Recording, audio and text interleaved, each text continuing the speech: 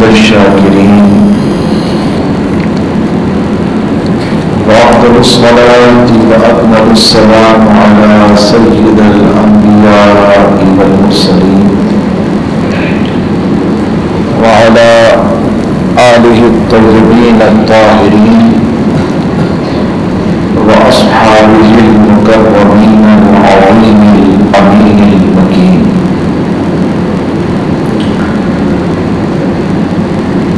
وأولياء أمته وعلماء ملته وفقراء طريقته وشهداء محبته أجمعين. أما بعد، أعوذ بالله من الشيطان الرجيم. بسم الله الرحمن الرحيم. ما كان محمد أبا أحد من رجالكم ولكن رسول الله وخاتم النبيين.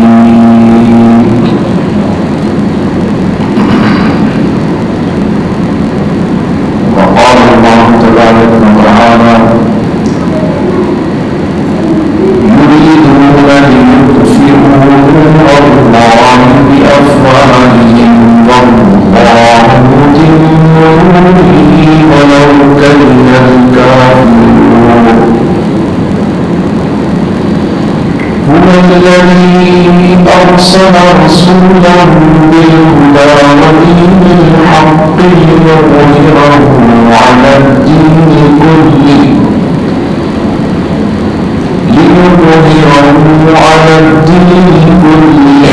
ولو كره المشركون.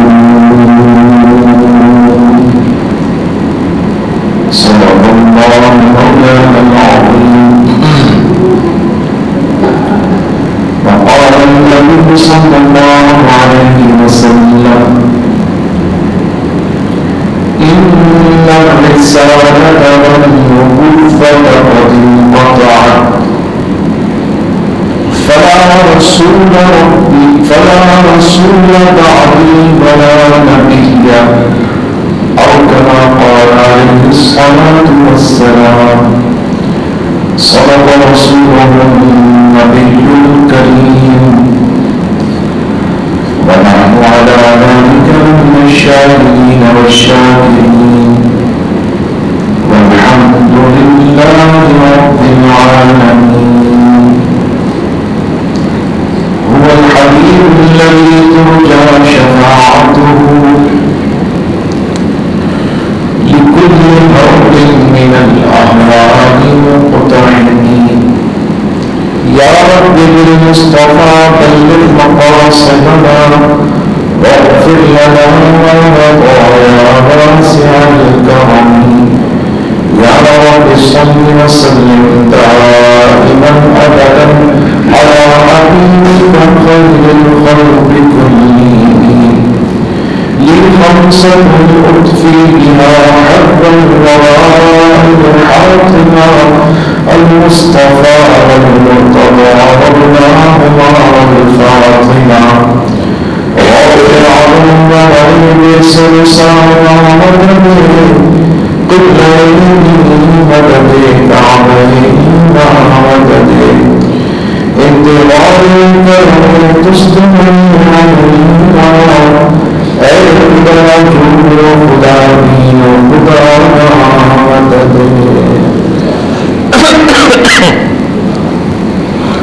معزز سامعین کرام، فقیر نے آپ کے سامنے قرآن مجید فرقان حمید کے دو مقامات سے آیت مقدسہ تلاوت کرنے کی سعادت و شرف حاصل کیا.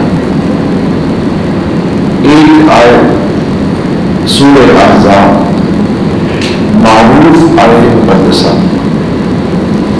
اور دوسری آیت دو آیات 28 پارے سورہ صف کی. اور اس کے تحت کچھ شاعری کی سعادت حاصل کی جائے.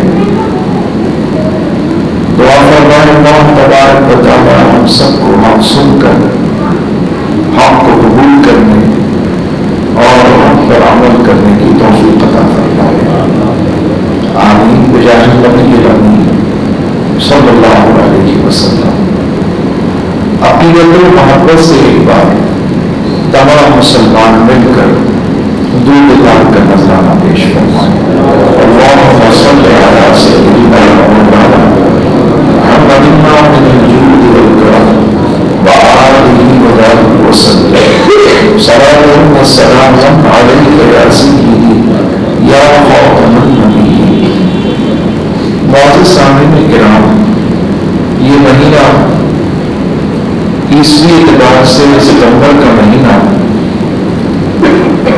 اور ہجری اعتبار سے سفر المظفر کا مہینہ ہے۔ دونوں اعتبار سے اس مہینے کی بڑی اہمیت ہے۔ جو ہجری مہینہ ہے سفر، انشاءاللہ اس کے بارے میں ہم گاہے گاہے بیان کریں گے۔ آج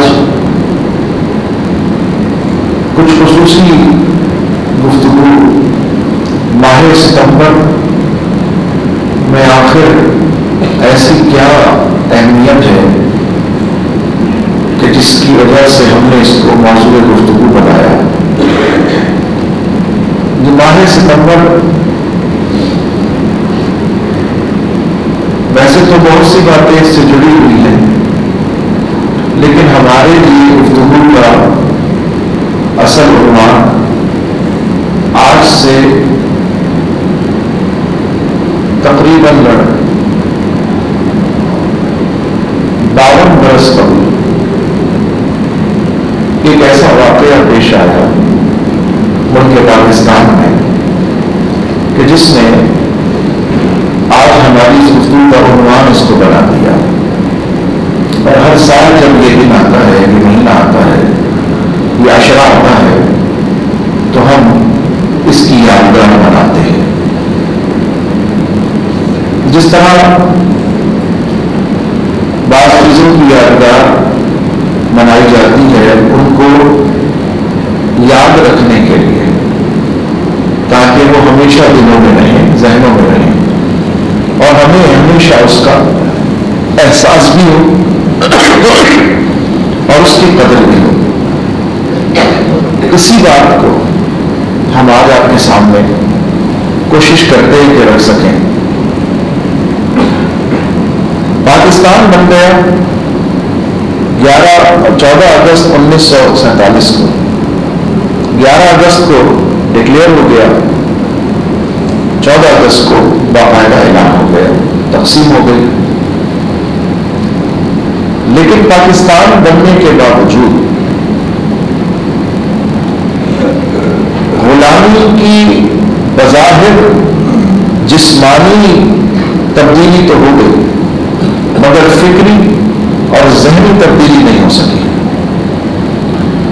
انگریز فزیکلی وہاں سے چلے گئے، لیکن اپنی باقیات، اپنی فکر، اپنی سوچ اور مسلمانوں میں سے اپنے ایجنٹ ان کو اپنی جگہ مقرر کر کے چلے گئے، الا ماشاء اللہ، یعنی چند ایک کے علاوہ۔ اکثر ایسا ہی ہوتا رہا، مگر وہ چند ایک اپنے اخلاص سے جتنی جدوجہد کرتے ہیں اس سے کفر کا مقابلہ تو ہوتا رہتا ہے، مگر کبھی وہ غالب آتے ہیں، کبھی دوسرا غالب آ جاتا ہے۔ چند مخلص لگے رہے، علماء حق لگے رہے، لیکن کفر کی طاقت بھی لگی ہوئی۔ کچھ ہمیں مل گیا، مگر انہوں نے بہت کچھ نہیں چھوڑا۔ سب سے پہلی سازش یہ ہوئی پاکستان کی تقسیم کے بعد، پاکستان کی آزادی کے بعد، ہندوستان کی تقسیم کے بعد سب سے پہلی سازش یہ ہوئی کہ جو لوگ پاکستان بنانے کے مخالف تھے وہی پاکستان کے اختیار کے اقتدار کے قابض ہو گئے۔ دیکھیں آج مولانا فضل الرحمان موجود ہیں، ان کے والد مفتی محمود صاحب اسمبلی کے فلور پر کہا تھا کہ الحمدللہ ہم پاکستان بنانے کے گناہ میں شامل نہیں ہیں. یعنی یہ پاکستان بنانے کو کیا سمجھتے تھے؟ گناہ سمجھتے تھے. اور اسی پاکستان کی اسمبلی میں وزیر اعلیٰ بن کر بیٹھے ہوئے تھے.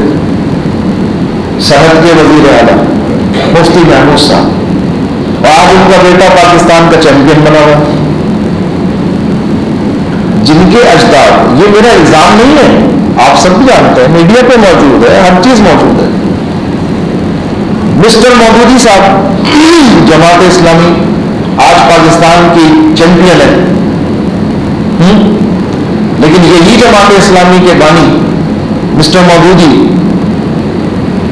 وہ تو پاکستان بنانے کی اس ساری کاوش کو ہی گناہ سمجھتے تھے, جرم سمجھتے تھے, اور وہ ہندوستان کی تقسیم کے مخالف تھے. مولوی ابوالکلام آزاد دیوبند کے بہت بڑے لیڈر, بلکہ بعد میں اہل حدیث ہو گئے, اسی مکتبہ فکر کے, جو وہابی مکتبہ فکر تھا, دیوبندی مکتبہ فکر تھا, کانگریس کے صدر منتخب ہو گئے. کانگریس کے صدر, جس میں سب تقریباً ہندو, جس کا بانی گاندھی, وہ اس کے ساتھ گاندھی کے ساتھ رہے, گاندھی کی آندھی میں تباہ ہو گئے. یاد رکھیے, ہم اسے مہاتما نہیں کہتے, مہا عظیم کو کہتے ہیں, تما روح کو کہتے ہیں. مہاتما عظیم روح نہیں جناب, ہمارے نزدیک تو وہ تباہ روح ہے, وہ تو تباہ ہو گئی, برباد ہو گئی. جو ایمان نہ لایا تباہ ہو گیا, جو ایمان لایا اس کے بچنے کی امید ہے. بہت سے بھولے بھالے مسلمان کہنے میں ایسے جملے کہہ دیتے ہیں جو مسلمان کے لیے زیب نہیں ہے کہ وہ کسی کافر کے لیے کہے, ورنہ ایمان خطرے میں پڑ جاتا. گاندھی کی آندھی میں مسلمان بہ گئے بہت سے. دیوبند کے صدر مدرس, یہ سب جو بول رہا ہوں نا, اس کا گواہی میرے پاس موجود ہے, سب ثبوت موجود ہے. آپ بھی پڑھیں گے تاریخ تو پتہ چل جائے گی. دیوبند کے صدر مدرس, دارالعلوم دیوبند کے صدر مدرس مولوی حسین مدنی پانڈوی, ٹانڈا کے رہنے والے تھے, مولوی حسین مدنی صاحب, انہوں نے تو باقاعدہ فتویٰ دیا کہ جو پاکستان کی مہم میں شریک ہوگا اس کا ایمان چلا جائے گا. باقاعدہ علم کی باتیں. مکالمۃ الصدرین میرے پاس موجود ہے کتاب, اس وقت بھی میرے موبائل میں موجود ہے, جو انہی کے دو مولویوں کے درمیان ہوئی ہے. ایک سابقہ صدر مدرس ہے اور یہ ایک مدرس. سابقہ کون تھے؟ شبیر احمد عثمانی, وہ بھی انہی کے تھے, لیکن وہ پاکستان بنانے میں ساتھ میں آ گئے. پاکستان بننے سے 2 سال پہلے مولوی شبیر احمد عثمانی صاحب مسٹر جناح کے ساتھ آ گئے, صرف 2 سال پہلے. لیکن جو دوسرے صدر مدرس تھے, اب ان دونوں کا ایک ملاقات میں ٹاکرا ہوا. وہ جو ٹاکرا ہوا اسے ایک صاحب نے کتابی شکل میں شائع کیا, انہی کے مکتبہ سے شائع ہوئی. نام ہے مکالمۃ الصدرین, یعنی 2 صدر کا مکالمہ, صدر مدرس کا مکالمہ, ڈیبیٹ. اس میں وہ مخالفت کر رہے ہیں اور یہ حمایت کر رہے ہیں. وہ میرے پاس کتاب موجود ہے. اسی میں وہ کہتے ہیں کہ آپ انگریز گورنمنٹ کی مخالفت کر رہے ہیں شبیر احمد عثمانی صاحب, حالانکہ یہ وہ رحم دل حکومت ہے. ایک صدر کہہ رہا ہے, حالانکہ یہ وہ رحم دل حکومت ہے کہ آپ کو پتہ نہیں کہ ہم نے سنا ہے کہ یہی گورنمنٹ مولانا اشرف علی تھانوی صاحب کو بھی ماہوار کچھ دیا کرتی تھی. اسی کتاب میں لکھا ہوا, کتاب میرے پاس موجود, ابھی بھی موجود ہے میرے موبائل کے اندر. میں نے سافٹ کاپی رکھی ہوئی ہے ریفرنس دکھانے کے لیے. بہرحال یہ بات میں بتا رہا ہوں کہ اس وقت سب مخالف تھے. ان میں سے بھی یہ 2 آدمی, صرف مولانا ظفر علی خان اور مولانا شبیر احمد عثمانی, صرف یہ 2 دیوبند کے علماء میں سے صرف یہ 2 حمایت کرتے تھے, اور بھی آخری وقت میں. مگر پورا دیوبند مخالف تھا. پوری وہابیت مخالف تھی اور قادیان مخالف تھا، پورا قادیان مخالف تھا، سب مخالف تھے۔ تو حمایت میں کون تھا؟ حمایت میں مولانا عبدالستار خان نیازی صاحب کھڑے ہوئے تھے، حمایت میں مولانا عبدالحمید بدائینی کھڑے ہوئے تھے، سرحد سے علامہ شائستہ گل صاحب کھڑے ہوئے تھے، پیر زکوری شریف، پیر صاحب مانکی شریف، یہ نور الحق صاحب کے اجداد جو ابھی وزیر تھے ان کے بزرگ، پنجاب سے پیر سید جماعت علی شاہ صاحب اور دیگر اکابر، اعلیٰ حضرت کے خلفاء میں سے مولانا سید محمد نعیم الدین صاحب مراد آبادی رحمۃ اللہ علیہ، سب علماء اہل سنت، محمد علی جناح کے ساتھ کھڑے ہوئے تھے، پاکستان بنانے کے جرم کو ثواب سمجھتے تھے، انہوں نے نعرہ دیا تھا پاکستان کا مطلب کیا؟ لا الہ۔ ایک طرف ایک صاحب کہہ رہے ہیں الحمدللہ ہم یہ کہنے کے جرم میں شامل نہیں، گناہ میں شامل نہیں، ہم یہ بنانے کے گناہ میں شامل نہیں، کتنا فرق ہے نا سوچ کا۔ لیکن افسوس کیا ہے؟ افسوس یہ ہے منزل انہیں ملی جو رفیق سفر نہ تھے، منزل انہیں ملی جو رفیق سفر نہ تھے۔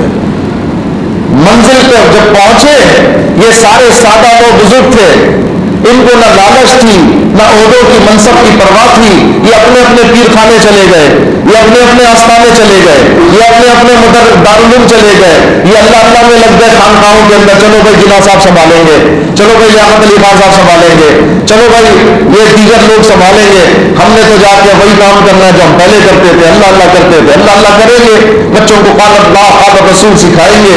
یہ سادہ لوگ چلے گئے، حافظ وہ ہو گئے، جب خلا دیکھا جگہ دیکھی آ کر وہ بیٹھ گئے جو حرام کہتے تھے، کفر کہتے تھے، گناہ کہتے تھے، جرم کہتے تھے۔ اور اس کے بعد آج پاکستان میں بچوں کو کتاب میں پڑھایا جا رہا ہے، پاکستان کس نے بنایا؟ مسٹر مودودی نے بنایا۔ پاکستان کس نے بنایا؟ مفتی محمود نے بنایا۔ او بھائی پاکستان نہیں بنایا، یہ تو جرم سمجھتے تھے پاکستان بنانے کو۔ تو پہلی سازش یہ ہوئی کہ منزل انہیں ملی جو رفیق سفر نہ تھے، یہ پہلی سازش ہے۔ اختیار پر وہ آ گئے چالاکی سے جنہوں نے کبھی ساتھ نہ دیا، جنہوں نے مخالفت کی۔ اب جب اختیار پر آ گئے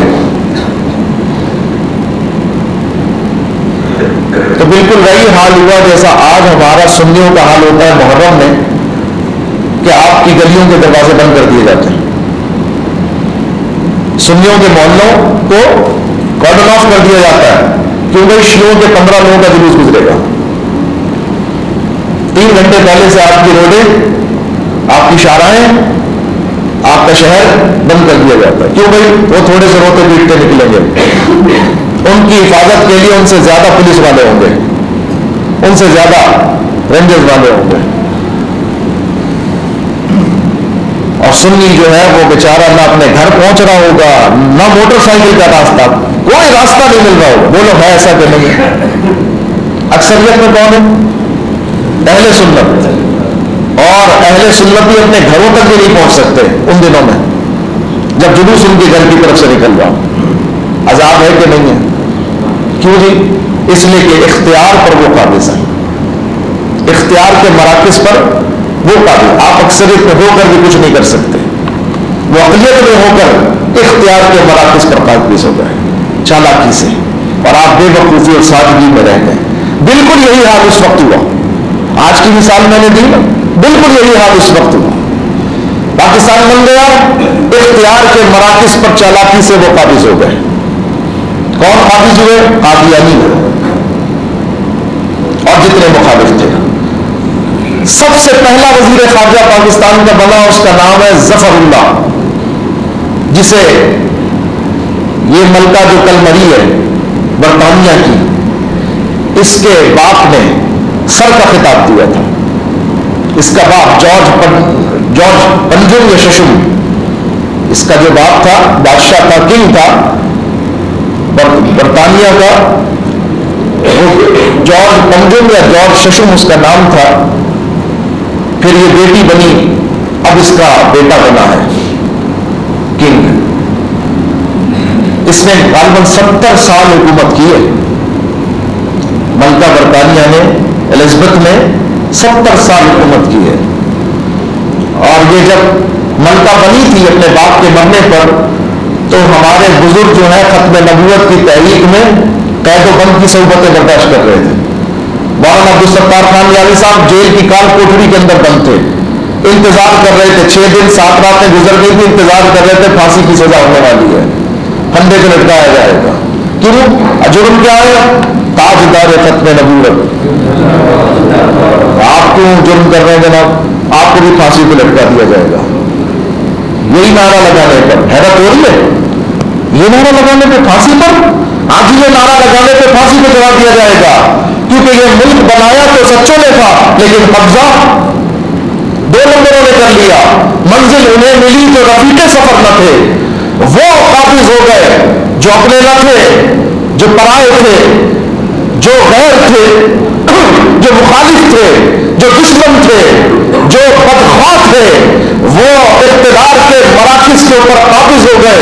پہلا وزیر خارجہ پاکستان کا وہ افسوس بد نصیبی اس قوم کی کہ وہ مخلص نہ تھا, جو بنا وہ قادیان کا ماننے والا, مرزا کو نبی کہنے والا قادیانی کافر مرتد تھا. 7 سال وزیر خارجہ رہا, 7 برس, 47 سے لے کر 1953 تک. اور 7 سالوں میں ملکی خارجہ پالیسی کو قادیان کی سازش کے تحت انگریزوں کے مفاد کے مطابق موڑنے میں کامیاب ہو گیا.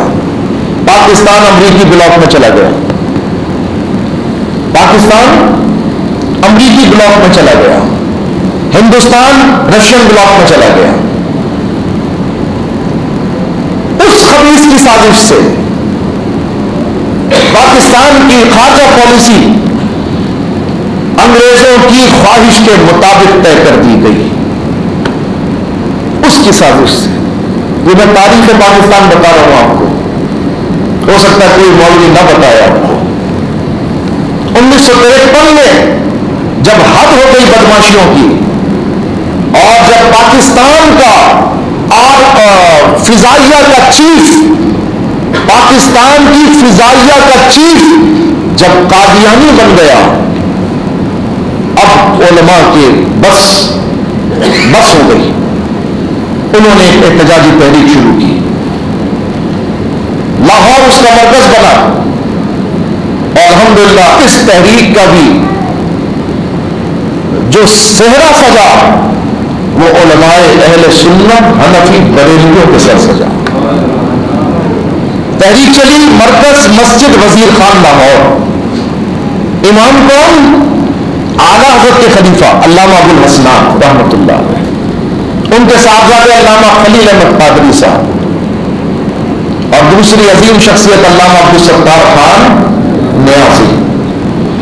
کراچی سے مولانا محمد شفیع اوکاڑوی اور دیگر علماء اہل سنت. یہ سارے اکابر. اسلام آباد سے علامہ سید فیض الحسن شاہ صاحب آلو مہار شریف, یہ تمام اکابر مل کر جب انہوں نے اس وزیر خارجہ کو ہٹانے کی تحریک چلائی جس کی بدماشیوں کی وجہ سے قادیانی بدماشیوں پر چڑھے ہوئے تھے, اترائے ہوئے تھے, تو افسوس یہ ہے کہ بجائے اس تحریک کو سراہا جاتا, کامیاب بنایا جاتا, آپ دیکھو سازش کتنی اندر سرایت کر گئی کہ فوج کے اندر قادیانی بھرتی ہو گئے اور بڑی پوسٹوں پر پہنچ گئے کہ جنرل اعظم خان اس نے ڈائریکٹ گولی مارنے کا حکم دیا. میں نہایت دکھ سے بتا رہا ہوں, لاہور کی سڑکوں پہ 10,000 مسلمان شہید کر دیے گئے. 1953 میں بھائی ہمارے ملک کے اندر ہوا. تاجدار ختم نبوت زندہ باد کا نعرہ لگانے پر 10,000 مسلمان شہید کر دیے گئے. مسجد وزیر خان کے وضو خانے کے اندر, مسجد فیضیہ کے وضو خانے کے اندر اس وقت ٹوٹی کھولو تو پانی بہے گا نا, نالیوں میں کیا بہ رہا ہوگا, وہاں پر مسلمانوں کا خون بہ رہا تھا. اسی طرح گرفتار کر لیے گئے سارے علماء. اب اس تحریک میں چونکہ پورے پاکستان کی عوام کھڑی ہو چکی تھی تو ان چالاکوں نے بھی دیکھا. یہ جتنے چالاک ہیں موقع پرست، جب موقع دیکھتے ہیں فوراً کھڑے ہو جاتے ہیں. وہ بھی شامل ہو گئے، یہ بھی شامل ہو گئے، وہ بھی شامل ہو گئے، ہمارا بھی حصہ، ہمارا بھی حصہ. لیکن اصل کردار علماء حق اہل سنت و جماعت سنی حنفی بریلوی میں. اس وقت بھی علامہ عبدالستار خان نیازی گرفتار ہو گئے، مولانا شفیع القادری مرحوم گرفتار ہو گئے. صرف گرفتاری نہیں، مولانا شفیع القادری مرحوم کے ایک صاحبزادے کا انتقال ہو گیا. آپ جیل میں تھے، باہر ایک صاحبزادے کا جوان بیٹے کا انتقال ہو گیا. حکومت نے معافی نامہ رکھا سامنے کہ اس پہ دستخط کرو، جاؤ جنازے میں. آپ نے فرمایا بچے اللہ اور دے دے گا، میں سرکار کی ختم نبوت کا غدار نہیں ہوں. قربانی کیا سمجھتے ہیں جناب؟ آپ کہہ سکتے ہیں؟ آپ ہے آپ کے پسند یہ بات؟ اگر آپ ہو تو اس جگہ کیا کرتے؟ بہت مشکل کام ہے. بات کر دینا اور ہے، جب وقت آتا ہے تو نبھانا اور ہے.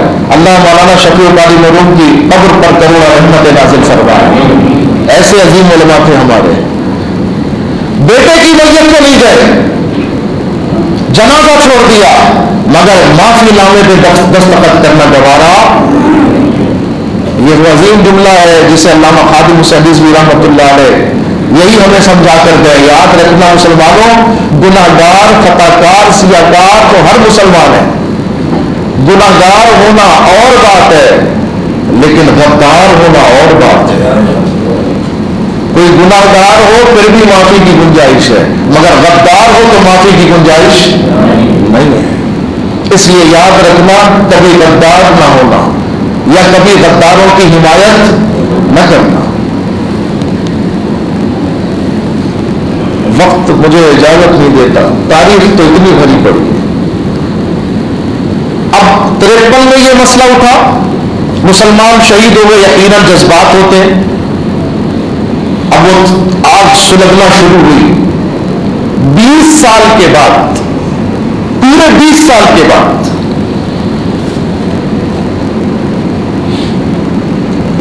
ملتان کے مسٹر میڈیکل کالج کے طلباء کا ایک وقت ریل کے ذریعے اسٹڈی ٹور پہ جا رہا تھا. جب اس کا گزر چناب نگر سے ہوا، جسے ربوہ کہتے ہیں، قادیانیوں کا ہیڈ کوارٹر چنیوٹ کے پاس. جب چناب نگر کے اسٹیشن پر یہ اترے تو انہوں نے اپنی ایمانی غیرت کا مظاہرہ کرتے ہوئے کیا کہہ دیا؟ تاجدار ختم نبوت. آپ بھی کسی پتا ہو کہ یہ منکر ختم نبوت دل چاہے گا نا نعرہ لگائے تاجدار ختم نبوت. بزرگوں نے فرمایا کہ اگر کسی مندر کے سامنے سے گزر ہو جائے تو زور سے کہو اشہد ان لا الہ الا اللہ وحدہ لا شریک لہ واشہد ان محمدا عبدہ ورسولہ. کیوں؟ تاکہ گواہ بناؤ، اے بت تو بھی جان لے کہ تو بھی اسی کی مخلوق ہے، میں بھی اسی کی مخلوق ہوں، اور میں گواہی دیتا ہوں کہ تو عبادت کے لائق نہیں، اللہ عبادت کے لائق ہے. کلمہ پڑھ کے گواہی دینی چاہیے.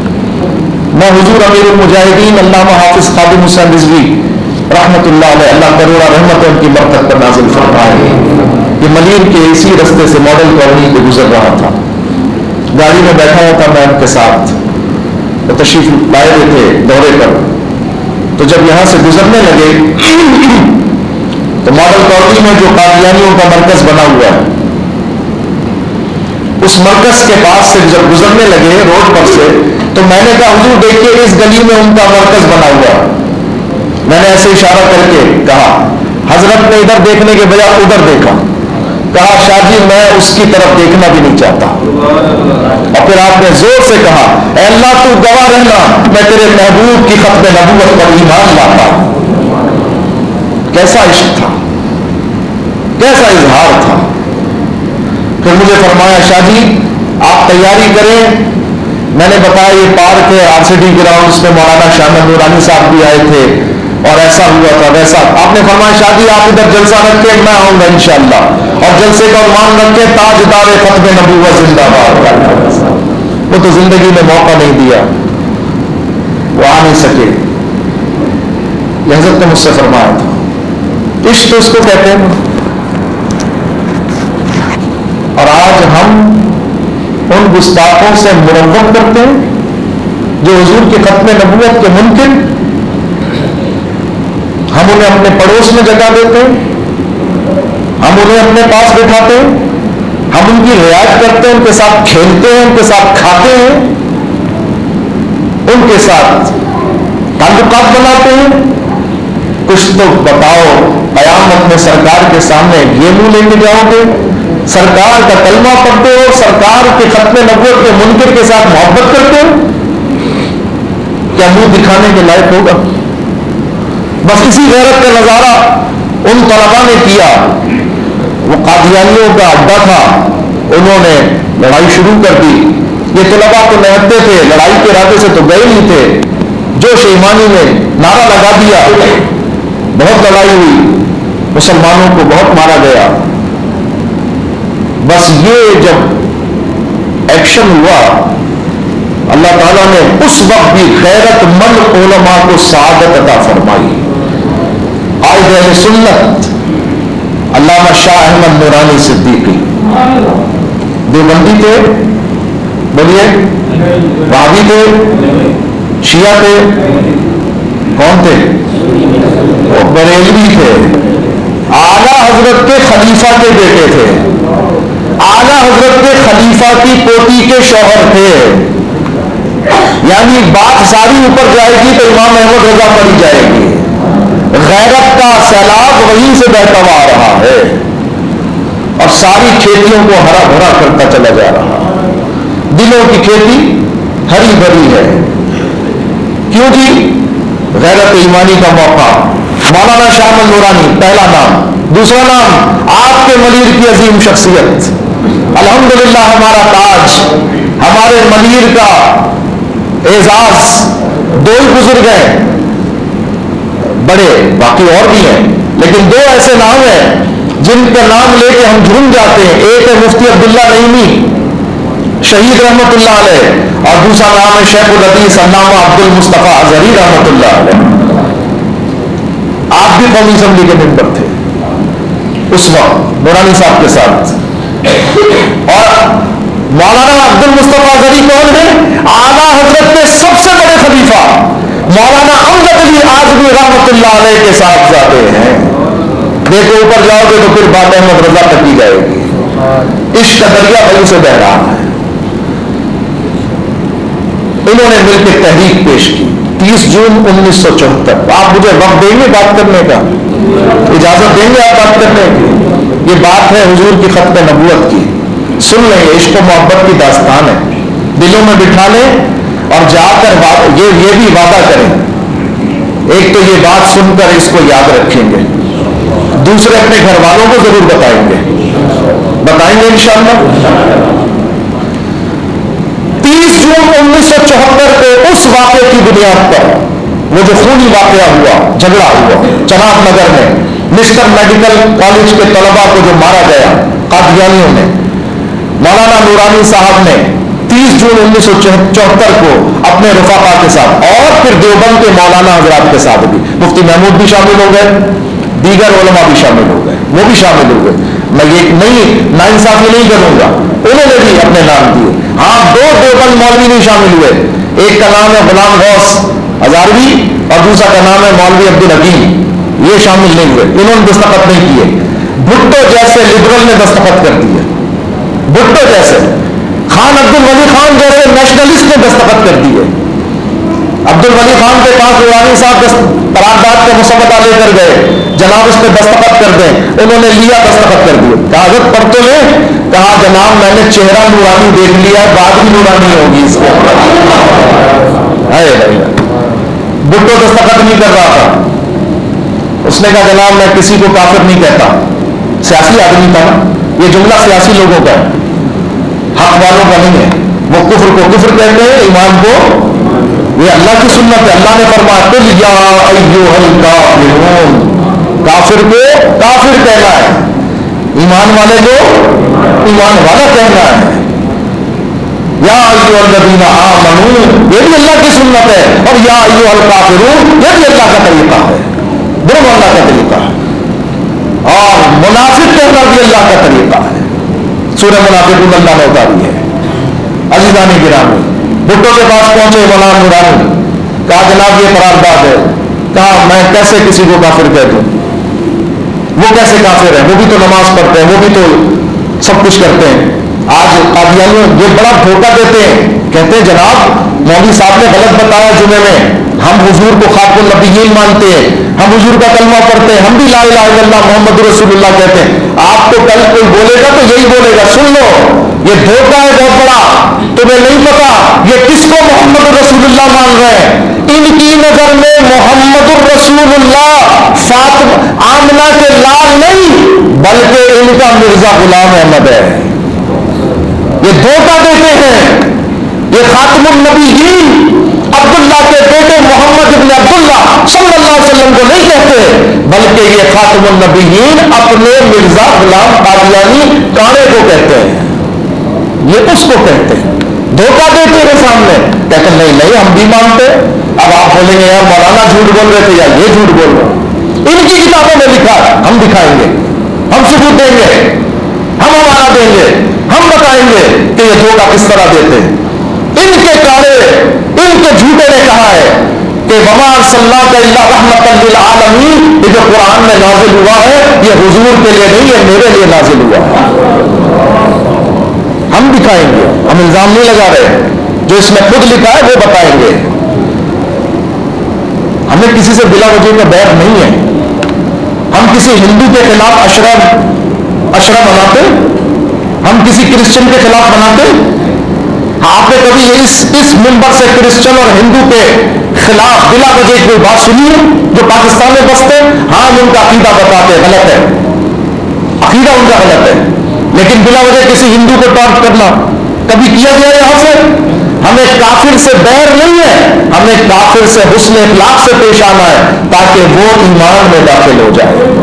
یہ کافر ہے مگر یہ خبیث جو قادیانی ہے یہ باغی کافر ہے، یہ باغی کافر ہے. اور پوری دنیا میں ہر ملک کا دستور یہ کہتا ہے سب کچھ گوارا ہے، بغاوت گوارا. جو باغی ہوگا ملک کا وہ پھانسی کے لائق ہے. جب دنیا کے بنائے ہوئے دستور کو توڑنے پر پھانسی کا حکم ہے تو بتاؤ جو اللہ رسول کے دستور کو توڑے اس کے لیے کیا حکم ہونا چاہیے؟ اس سے بڑھ کر حکم ہونا چاہیے. من سب نبی، سیدھا سا اصول ہے. مولانا نورانی صاحب نے درخواست پیش کی، سب نے مل کر اس پہ دستخط کیے. بھٹو صاحب دستخط نہیں کر رہے تھے، وزیر اعظم تھے، سیاسی آدمی تھے، لبرل آدمی تھے، لیکن میں پھر بھی اس معاملے میں بھٹو کی قدر کرتا ہوں. اللہ تعالیٰ کے محبوب صلی اللہ علیہ وسلم نے فرمایا اللہ جس سے چاہتا ہے دین کا کام دے دیتا ہے. اللہ نے بھٹو سے بھی دین کا کام دے دیا. مولانا نورانی صاحب نے سمجھایا، اس نے کہا میں کیسے مان لوں کہ وہ غلط ہے؟ کہا بس اس طرح سے، چلیے میں آپ کو یوں سمجھاتا ہوں، آپ پاکستان کے حلف یافتہ وزیر اعظم ہے نا؟ اس نے کہا جی ہاں نہیں ہو. کہا ساری دنیا مانتی ہے آپ کو وزیر اعظم پاکستان؟ کہا مانتی ہے. کہا آئین مانتا ہے؟ آئین بھی مانتا ہے. قانون مانتا ہے؟ قانون بھی مانتا ہے. تو ہر لحاظ سے وزیر اعظم پاکستان کون ہے اس وقت؟ اس نے کہا میں ہوں. کہا اچھا اسمبلی میں کوئی ممبر کھڑا ہو جائے، کہا جناب پاکستان کا وزیر اعظم میں ہوں، مانیں گے؟ مانیں گے؟ اس نے کہا وہ پاگل ہی ہوگا. کہا بس میں یہی کہنا چاہتا ہوں آپ، اللہ نے اپنے محبوب کو خاتم النبیین کا تاج سجا کر دنیا میں بھیجا ہے. اب حضور ہے خاتم النبیین، حضور کے علاوہ کوئی خاتم النبیین آئین کے مطابق بھی، قانون کے مطابق بھی، اللہ کے آئین کے مطابق بھی، اللہ کے ما کان محمد نبا احد من رجالکم ولکن رسول اللہ وخاتم النبیین. اللہ نے اپنے آئین اور قانون میں بیان کر دیا. خاتم النبیین کون ہے؟ حضور محمد مصطفیٰ. صلی اللہ علیہ وسلم. حضور کے علاوہ اگر کوئی کہے میں خاتم النبیین ہوں, بتاؤ مانو گے؟ جس طرح تم وزیر اعظم ہوتے ہوئے دوسرے کو وزیر اعظم نہیں مانو گے, اس طرح بتاؤ کیا مسلمان حضور کے علاوہ کسی کو نبی مان سکتے؟ اس نے کہا ہرگز نہیں. کہا بس بات یہی ہے, یہی ہم کہلوانا چاہتے ہیں. اس نے کہا لائیے میں دستخط کر دوں. مسودے پہ دستخط کر دیا. 2 مہینہ 7 دن قرارداد پر بحث ہوتی رہی. 2 مہینہ 7 دن, جولائی اگست 2 مہینہ اور ستمبر کے 7 دن, اور 7ویں دن فیصلہ ہو گیا. 7 ستمبر 1974. اس ساری گفتگو کا عنوان یہ دن ہے. 7 ستمبر 1974 وہ دن ہے جس دن پاکستان کی اسمبلی سے متفقہ طور پر قادیانیوں کو کافر غیر مسلم اقلیت قرار دیا گیا. اور یہ صحرا کس کے سر ہے؟ علماء حق اہل سنت و جماعت, جن کی قیادت قائد اہل سنت مولانا شاہ احمد نورانی صدیقی فرما رہے تھے. یہ احسان ہے کہ نہیں ہے؟ اگر وہ یہ بند نہ باندھتے, میرے شاہ صاحب فرماتے تھے اگر وہ یہ علماء اگر بند نہ باندھتے نا قادیانیت کے آگے, آج اتنے قادیانی بھرے ہوئے, اگر یہ بند نہ باندھا جاتا, وہ فرماتے تھے پنجاب کے تو چوہے بھی قادیانی ہو جاتے ہیں. اس قدر یہ بڑا ہے. آپ کہیں گے لوگ کیسے قادیانی ہو جاتے ہیں؟ اتنی باتوں کے باوجود بھی لوگ کیسے قادیانی ہو جاتے ہیں؟ بھائی ان کا جو نبی کہلانے کا دعوے دار ہے وہ تو نبی, یار نبی بھی کہنے کی بھی کوئی شان ہونی چاہیے, کوئی حیثیت ہونی چاہیے. ایک کم وقت تو کہتا ہے مجھے بچپن میں کئی دفعہ استاد نے مرغا بنایا. ان کا نبی بچپن میں مرغا بھی بن گیا, اور ہمارا نبی اللہ اللہ نبی ہے. فرماتے میں بچپن میں اپنے جھولے میں لیٹا ہوتا تھا, اور جدھر انگلی سے اشارہ کرتا چاند ادھر جھک جایا کرتا. ان کا جھوٹا بچپن میں مرغا بنتا ہے, اور ہمارے نبی کے اشارے پہ چاند چلتا ہے. آپ فرماتے میں اپنی ماں کی گود میں اور آسمان میں عرش کے نیچے جب چاند اپنے رب کی تسبیح بیان کرتا, میں مکے میں اپنی ماں کی گود میں اس تسبیح کو سنا کرتا. ہمارا نبی تو وہ ہے. یار کوئی ماننے کی کوئی عقل بھی تو ہوتی ہے, کوئی معیار بھی تو ہوتا ہے. ان کا نبی کانا, ایک آنکھ سے کانا, اس کا تو لقب ہی تھا ہو گاما کانا. لوگ اس کو نوجوانی پکارتے تھے گاما کانا, اور نام اس کا بچپن میں دسوندی, بچپن میں اس کا لقب تھا دسوندی. اچھا اماں کا کیا نام تھا؟ گھسیٹی. اور بھائی اس کے ان کے نبی کا نام دسوندی, اماں کا نام گھسیٹی, اور ہمارے نبی ماں عاملہ طیبہ طاہرہ. فرماتی ہے ابھی شہزادے گود میں تھے, ابھی میرے آقا میرے شکم میں تھے, اللہ نے میری آنکھوں کے سامنے سے حجابات کے پردے اٹھا دیے, میں نے مکے میں رہ کے شام کے معاملات کا نظارہ کیا. ایک ہمارا نبی, ان کا کہنا, اور ہمارا وہ نبی کہ جس کے لیے صحابہ فرمائے وَأَحْسَنُ مِنْكَ لَمْ تَرَقَتُ عَيْنِي, آپ جیسا حسین تو میری آنکھ نے دیکھا ہی نہیں ہے. اچھا جی تیری آنکھ نے, آپ کی آنکھ نے, ان کی آنکھ نے نہیں دیکھا, تو یہ تو دیکھنے میں 1 2 3 کی بات ہو گئی. آپ نے فرمایا نہیں جی 1 2 3 کی بات نہیں ہے, بات تعداد کی نہیں ہے, اس لیے میں نے دعویٰ نہیں کیا کہ حضور جیسا حسین نہیں. فرمایا وَأَجْمَلُ مِنْكَ لَمْ تَلِدِ النِّسَاءُ, ارے دیکھتا بھی کیسے, کسی ماں نے آج تک آپ جیسا جنا ہی نہیں ہے, پیدا ہی نہیں کیا. آپ تو وہ حسین ہیں, حسن تیرا سا نہ دیکھا نہ سنا, کہہ گئے اگلے زمانے والے. اب دنیا کی آنکھ تو آنکھ ہے. سرکار نے ایک دن جبریل سے پوچھ لیا, اے جبریل یہ بتاؤ تم نے تو سارے نبیوں کو دیکھا ہے, یہ بتاؤ سب کیسے تھے, ہم کیسے ہیں؟ انہوں نے کہا آفا کہا گردیدہ ہم, مہر بتا ورزی دام بسیار خوبا دی دام لیکن تو چیزیں دیگر. کہتے ہیں یا رسول اللہ میں نے آسمان بھی دیکھا, چاند بھی دیکھا, سورج بھی دیکھا, ہر دور دیکھا, ہر مقام دیکھا, مگر جو عابد کو دیکھا ایسا کسی کو نہیں دیکھا. لیکن تو چیزیں دیگر. آپ تو بات ہی کچھ اور ہے, آپ کی تو بات ہی کچھ ہے, آپ کا تو کوئی مثل ہے ہی نہیں. لم یاتی نذیر کفی نظر مثلے تو نہ شد پیدا جانا. ایک ان کا کانا نبی ہے, اور پھر کوئی نبی اللہ کا غلام نہیں ہوا, کوئی نبی اللہ کا غلام. آپ کہیں گے سیدنا یوسف علیہ السلام ہوئے تھے, خیال آ جائے گا نا. سیدنا یوسف علیہ السلام کو تو غلام بنا کر بیچا گیا, لیکن آپ کو پتہ نہیں ہے یہ میرے آقا میرے رب کی کیا شان ہے کہ اس نے نبی کے ساتھ ایک آزمائش دکھائی, لیکن اس کے جواب میں 20 برس کے بعد پورا مصری کیا, پوری دنیا کی ہر شے کو نبی کا غلام بنا دیا.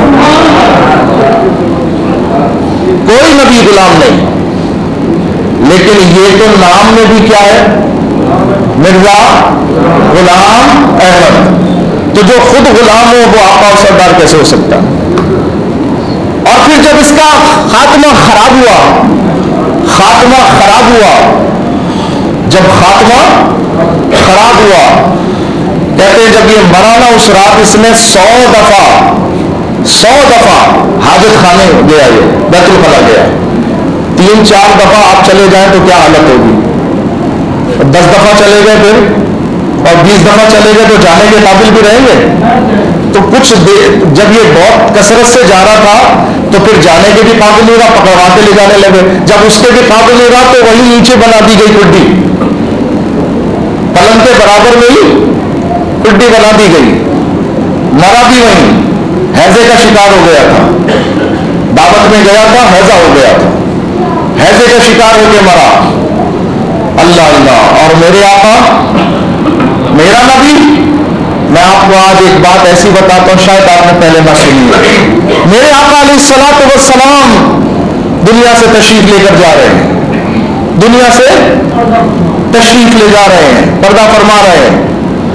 آپ اپنے رب سے ملنے جا رہے ہیں اس کی جناب خاص میں, اور آخری جملے جو آپ کے منہ سے نکلے ہیں, آپ نے فرمایا اے میرے غلاموں تمہیں خوشخبری ہو, اے میرے غلاموں تمہیں خوشخبری ہو, مبارک ہو کہ آج میرے وصف ختم نبوت کے منکر یمن کا بادشاہ اسود عنسی کو میرے غلاموں میں سے ایک معزز غلام نے ہلاک کر دیا, جہنم رسید کر دیا.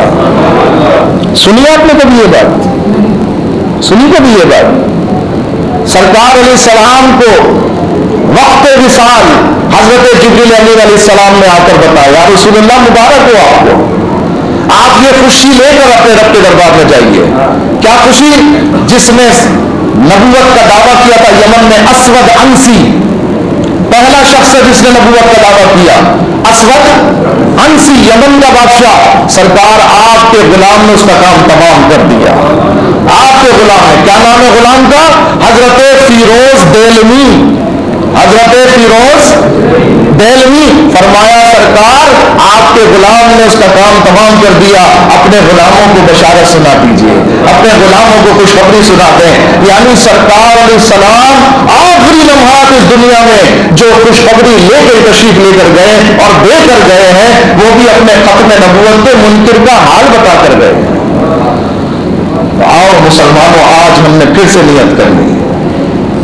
آؤ اپنے ہاتھ بلند کرو, اٹھاؤ اپنے غیرت مند ہاتھ جنہوں نے اپنے رب سے وعدہ کیا ہے. آؤ کہو اور یہ نیت کرو کہ اے اللہ تو ہمیں اپنے محبوب علیہ السلام کی ختم نبوت کا سچا محافظ بنا دے, اور جو اس ختم نبوت کا منکر ہے اللہ تو ہمیں اس کا دشمن بنا دے, اس سے مربت ہمارے دل سے نکال دے, اس کی رعایت ہمارے دل سے نکال دے, اور ہمیں صدیق اکبر کا جانشین بنا دے, کل قیامت میں حضور علیہ السلام کی شفاعت کا باعث بنا دے. آمین بجاہ النبی الامین تاجدار ختم نبوت. ختم نبوت زندہ باد زندہ باد زندہ باد سب نبیان ہم سب نبیان گستاخ نبی کی ایک سزا بڑے